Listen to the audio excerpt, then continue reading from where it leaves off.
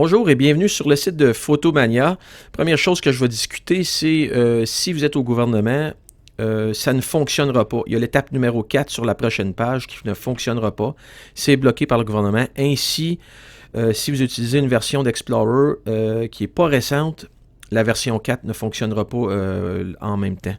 Donc, ceci dit, vous avez reçu une épreuve sur laquelle il y a un code d'accès qu'on retrouve au centre ici, ou vous avez reçu une feuille qui ressemble à ceci, qui a un code d'accès, même chose, juste à côté du code barre. Bon, on prend note de ça.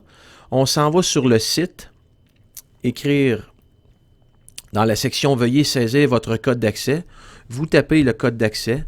Si vous avez un deuxième enfant, et puis qui va à la même école, et puis les mêmes 5 chiffres commencent par la même chose, donc dans mon cas, c'est 45 229 I 577, eh bien, ça va vous faire économiser un frais supplémentaire. Donc, après ça, on écrit le CAPTCHA qu'on retrouve dans le carré bleu, qui dans mon cas, c'est le RME2RB.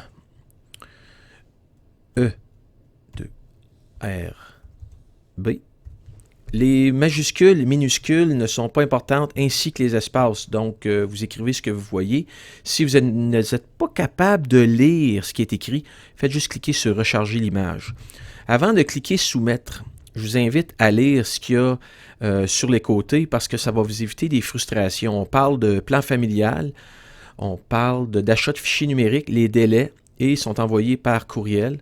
On parle des décors qu'on retrouve sur Internet et que l'on ne retrouve pas sur l'enveloppe. On ne peut pas inscrire les décors sur Internet sur l'enveloppe.